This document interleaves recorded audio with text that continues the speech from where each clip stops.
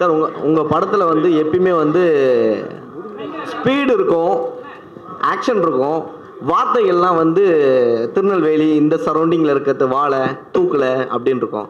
But ஆனால் இந்த ரத்தனத்தில் வந்து ஓவர் பேட் வேர்ட்ஸ்லாம் நிறைய வந்துட்டுருக்கு. இது இப்போ இருக்கக்கூடிய ஜென்ரேஷனுக்கு நம்ம எடுத்துகிட்டு போய் புகுத்துற மாதிரிலாம் இல்லை.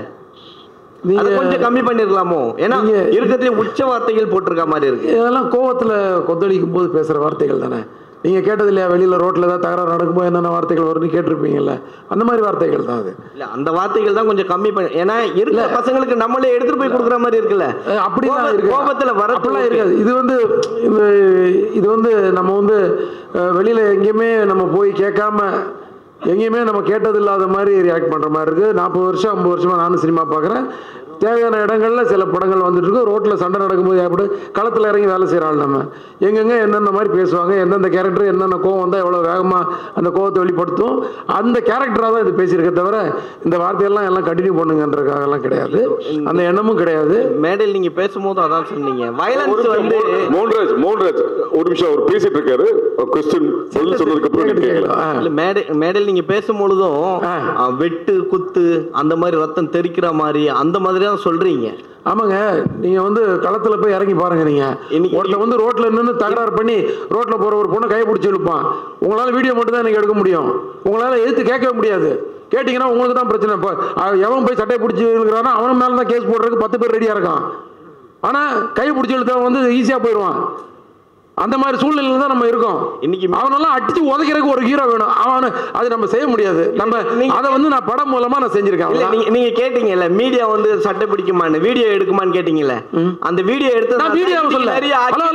வெரி சாரிங்க, நான் மீடியாவை சொல்ல, நான் மக்களை சொல்லிட்டு இருக்கேன். நான் நீங்கன்றது வந்து உங்களோட மீடியாவை சொல்றேன். இல்ல நான் மீடியாவை சொல்ல சார். அவரு இல்ல ஒரு நிமிஷம், அவர் மீடியாவை சொல்ல, வீடியோ எடுக்கிறது வீடியோ சொன்னாரு. எல்லாம் வீடியோ தான் நம்மளால எடுக்க முடியாது. நமக்கு ஆதங்கம் வந்து அந்த வீடியோ போட்டு இப்படி அநியாயம் பண்றாங்க பாருங்க, அவ்வளவுதான் போட முடியுது. ஆனா அதை வந்து சினிமா மூலமா நம்ம வந்து நிறைவேற்றி காட்டுறோம். டேய் 10 பேர் வீட்டு முன்னாடி நின்றுட்டு வீட்டை உடச்சு நிற்கிற பொசிஷன்லாம் இன்னைக்கு நாட்டில் நடந்துகிட்டு இருக்கு. அதனால தான் 6330 போலீஸ் ஸ்டேஷன் நம்ம தமிழ்நாட்டில் இருக்கு. இல்லைன்னா ஒரே ஒரு ஸ்டேஷன் இருந்தால் போதும் சென்னையில் மட்டும், எங்கேயுமே நல்லது நடந்துகிட்டு இருக்குன்னா. ஸோ அது அந்த நேரத்தில் ஒரு மனுஷன் எப்படி ரியாக்ட் பண்ணுவான்? எத்தனை வெட்டு குத்து கேஸ் ஒரு நாளைக்கு நடக்குதுன்னு கணக்கு இருக்கு தெரியுமா உங்களுக்கு? இதை வந்து நாங்கள் வந்து என்டர்டெயின் பண்ணல, இதுவும் இருக்கு சினிமாவில். ஆனால் அதை மீறி ஒரு விஷயம் இருக்கும் படத்தில், என்ஜாய் பண்ணுற மாதிரி, எமோஷன் ஆகிற மாதிரி, கண்கலங்கிற மாதிரி. அதையும் நான் சொன்னேனே, கண்கலங்கிற மாதிரி. இப்படி ஒரு விஷயங்கள்லாம் இருக்கா? பாசம்னா இப்படிலாம் இருக்கலாமா, நேசம்னா இப்படி இருக்கலாமா, ஒருத்தருக்கு அர்ப்பணிப்புன்றது இப்படி இருக்கலாமா, இதுவும் காட்டியிருக்கோம். நான் அதையும் சொன்னேன், இதையும் தான் சொன்னேன். இது வந்து ஒரு யூத்துக்காக ஒரு ஃபாஸ்ட்டாக ஒரு பேஸில் ஒரு கதை, ஒரு ஆக்ஷன். அது இது. இன்னொன்று வந்து ஒரு ஃபேமிலிக்காக ஒரு ஏரியா, இன்னும் சின்ன பசங்களுக்காக ஒரு ஏரியா, நல்ல காமெடி. யோகி பாபு எங்கே போயிட்டாரு அவருக்கு, இந்த மாதிரி நிறைய விஷயங்கள் இருக்குது படத்தில். வந்து வெறும் வெட்டு குத்துலாம் பண்ணுறாள் நான் கிடையவே கிடையாது. முதல் படத்துலேருந்து இன்னைக்கு வரைக்கும் வெட்டு குத்தும் இருக்கும், ஆனால் கொஞ்சம் ஆறில் கொஞ்சம் தூக்கலாக இருக்கும். இப்போ இதுலேயும் கொஞ்சம் தூக்கலாக இருக்கும். அது ஒன்றும் நான் சொல்லிக்கிறேன், ஏன்னா நான் முதலே சொல்லிடுறேன். நான் கரெக்டா நான் வந்து இப்போ வந்து மறைக்கல, நான் முதல்ல சொல்லிடுறேன், ஓட்டும் காட்டியாச்சு. நீங்க பேசும்போது அந்த கிளைமேக்ஸ் தெரிஞ்சுது, அவ்வளோ வேகமா இருந்தது. நிறைய படம் ஸ்பீடா தான் இருக்கும் உங்க படம், இந்த படம் அதை விட பயங்கர ஸ்பீடா இருக்கும் போல் இருக்குது. இந்த படத்துல எல்லா படத்தையும் தாண்டி என்ன ஸ்பெஷலா இருக்கும்? ஸ்பெஷல் நான் சொன்னேன் இல்லையா முதல்ல, வந்து நிறைய வந்து ஒரு ஆக்ஷனுக்கு வந்து ரீசனபிள் ஆக்ஷனாக இருக்கும். அதுதான் ஸ்பெஷலாகவே நான் சொல்லுவேன். ஏன்னா ஆக்ஷன் படம் இப்போ வந்து ஒரு போலீஸ் படம்னு எடுத்தால் போலீஸோட எக்ஸ்க்ளூசிவாக பண்ணணும்னா கொஞ்சம் போராடி நிறைய விஷயங்களை கேதர் பண்ணி, அதான் ஆடியன்ஸை வந்து ரெஸ்பெக்ட் பண்ணுறது தான் அது. அவங்க வந்து ஒரு இன்ட்ரெஸ்ட்டாக ஃபாலோ பண்ணுறதுக்கு எவ்வளோ கேதர் பண்ண, அதே மாதிரி ஆக்ஷன் வரும்போது எவ்வளோ நம்ம வந்து அதை வந்து இன்ட்ரெஸ்ட்டாக கொடுக்குறோம். ஏன்னா ஆக்ஷன்றது ஆனால் மக்களுக்கு கண்டிப்பாக தெரியும், இது கன்ஃபார்மாக இது வந்து ஒரு சினிமா தானே தெரியும். அதை வந்து எவ்வளோ இன்ட்ரெஸ்ட்டாக கொடுக்குறோம், எவ்வளோ யதார்த்தமாக கொடுக்குறோம், அது உண்மையிலே அந்த ஆக்ஷன் தேவையானதாக ஆக்குறோம் ஸ்க்ரீன் பிளேயில். இது வந்து தேவை. ஒருத்தர் வந்து இந்த மாதிரி ஒரு அநியாயம் பண்ணும்போது எடுத்து மிதிக்கணும்டா தூக்கி போட்டு நமக்கு தோணும். அது நம்ம ஒரு ஹீரோ மூலமாக நம்ம மனசில் உள்ள கொந்தளிப்பெல்லாம் வந்து சினிமாவில் வந்து நம்ம ஹீரோ மூலமாக, ரத்னம் மூலமாக, அது ரத்னம் விஷால் மூலமாக இப்படின்னு அப்படி போயிட்டே இருக்கும். அது அவ்வளோதான். 2 நாள் சார் மொத்தம். அதில் ஒரு 1.25 நாள் வந்து ரிஹர்சல், ஒவ்வொரு பார்ட்டாக வந்து ரிஹர்சல் பண்ணோம். அதுக்கப்புறம் ஒரு ஃபுல் லென்த்து.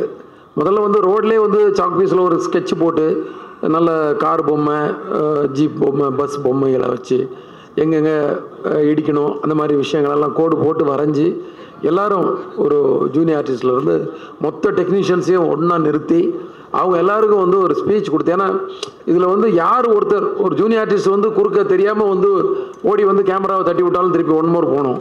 அது வந்து ஆக்ஷன் சீக்வன்ஸ்ன்றதுலாம் அது ரொம்ப ரிஸ்க் அதிகம். அதனால் எல்லாருக்கும் அந்த ட்ரைனிங்கை கொடுத்து ஒரு 1.5 நாள் 1.25 நாள் வந்து ரிஹர்சல். ஆக்சுவலாக நாங்கள் 3 நாள் பிளான் பண்ண 2 நாளில் முடிச்சுட்டு வந்துட்டோம். ஏன்னா இதில் வந்து கம்யூனிகேஷன் ஒன்று இருக்குது. ஏன்னா ஒவ்வொருத்தர் ஒவ்வொரு இடத்துல இருக்கிறாங்கன்னு இருக்கீங்க. ஹீரோ ஒரு இடத்துல, ஹீரோயின் ஒரு இடத்துல, அந்த ஃபைட்டர்ஸ் வராங்க, அந்த மாதிரிலாம் சொன்னீங்க.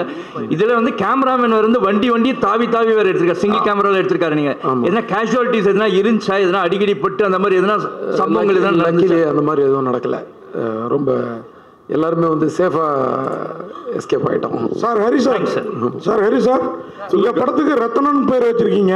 ஆமாம், நீங்கள் இங்கே நான் தான் ஓகே காவேரி ஸ்ட்ரீட்டில் தான் நான் ரொம்ப நாள் குடியிருந்தேன். காவேரி ஸ்ட்ரீட்டில் ரத்தனன் படத்துக்கு பேர் வச்சிருக்கீங்க. இந்த படம் உங்கள் படத்தில் ரத்தம் எப்போதுமே ஜாஸ்தியாக இருக்கும், இதுலேயும் தூக்கலாக இருக்குன்னு சொன்னீங்க. ஆனால் ரத்தம் மட்டும் இருக்குமா, ரத்தனமாகவே இருக்குமா? இல்லை, ஏன்னா உங்க உறவினர் ஒருத்தரோட பேர் ரத்தனம். அப்படியா? அதனால இந்த பேரை வச்சிருக்கீங்களா? அப்படி இந்த படத்துக்கு வந்து ஒரு பேர் தேவைப்பட்டுச்சு. நிறையா இருக்கிற நல்ல டைட்டிலில் இந்த டைட்டில் நல்ல டைட்டில். ஆக்சுவலாக இந்த படத்துக்கு ரத்தம்னி டைட்டில் வச்சுருந்தேன். கதைக்கு ரிலேட்டடாக ஒரு விஷயம் இருக்குது அதில். ஸோ அது அப்படியே வந்து அந்த படம் ஏற்கனவே வந்துருச்சு ரத்தம்னி ஒன்று இப்போது. அதனால் வந்து அது வந்து ரத்னமாக மாற்றி ஹீரோ நேமில் அந்த டைட்டில். சார் அப்புறம் பிரியா பவானி சங்கர் இங்கே ஏன்னா விஷால் சார் சொல்கிறப்ப சொன்னார் ஹீரோயினுக்கும் நீங்கள் ஈக்குவலாக தான் அவர் படத்தில் கொடுப்பீங்க அப்படின்னு சொல்லி கொடுத்துருந்தீங்க. நாங்களும் பார்த்தோம். ஏன் வரல அவங்க? என்ன ரீசன்? அவங்க எங்கே ஷூட்டிங்கில் இருக்காங்கன்னு சொன்னாங்க. அவங்க படப்பிடிப்புக்காக வெளியூரில் இருக்காங்கன்னு சொன்னாங்க.